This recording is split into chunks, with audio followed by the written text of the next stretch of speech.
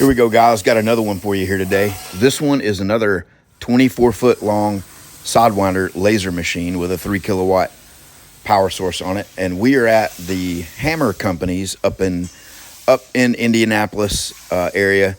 And Derek Hammer and his entire crew got a chance to go up and spend a couple days with them, getting this machine commissioned and up and running and dialed in. And as you can see, making some pretty cool parts.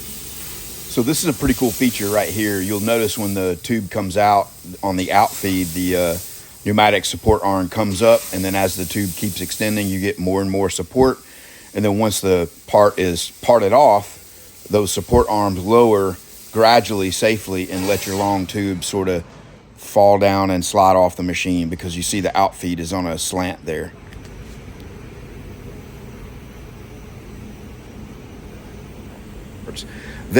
They've got a, I'd say Derek is kind of, becoming one of those, quote, serial entrepreneur kind of guys. They've got a couple of different lines of businesses that they run out of this facility. And one of them is making a lot of, props and sets and things like that, stages for the entertainment and, say, movie industry. I guess it's a thing in Indianapolis. I don't know about that.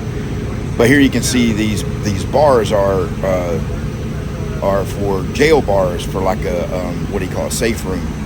So that's part of what they do there. So you're going to see as the rear chuck approaches the front chuck, it automatically pauses the machine. The front chuck opens to allow the rear chuck to come all the way up to the head to get almost a zero waste on a full-length tube.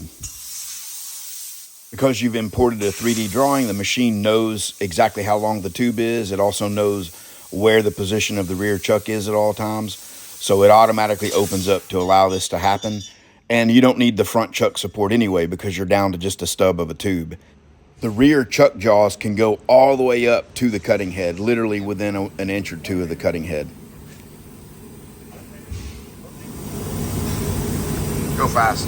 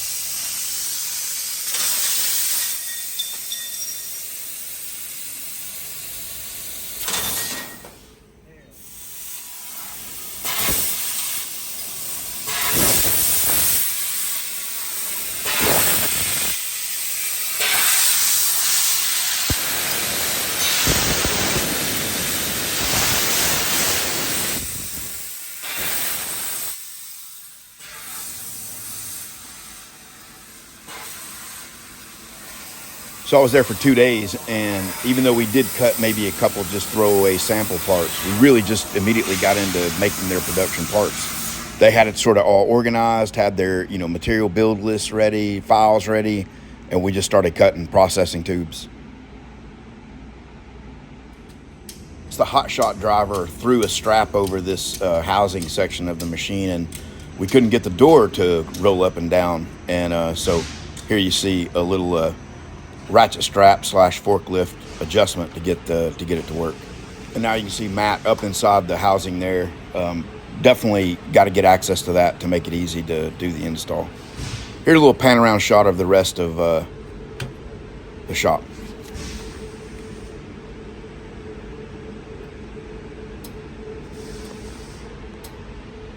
You really never know what's going to happen with these machines, whether they're going to boot up and run right or need parts, when they're brand new. That's why we really try to either get them pre-built in our shop and tested, or make sure that the customer gets power to it and powers everything up, and let's see if everything boots up without any alarms before we go. That way we can take stuff with us. Me and Matt drove to Indianapolis from Texas, and we already knew that this chiller was booting up with alarm, and I have plenty of spare chillers. We loaded one in the back of the truck, so we had a chiller. I thought we probably could resolve it without swapping it, but nope, we could not get it resolved. They were wanting us to take the pump apart and this and that. I'm like, screw it, we'll just pop in a new one and go. And so that's what we did, because we were there not to work on stuff, we were there to train and, you know, get the machine all dialed in. So you can literally spend a day, 2 days working, troubleshooting back and forth, pulling stuff apart. We didn't want to do that.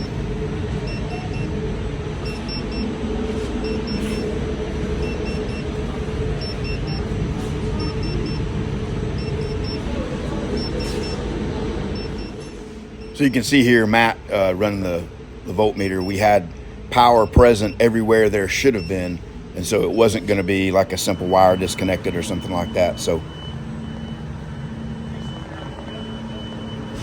here was the next problem. The e-stop, I can't remember if it was either wired backwards or it was configured backwards on the back end in terms of normally open, normally closed, but we just kind of take each one of these one at a time, and then, you know, within a couple hours we have the machine running and cutting.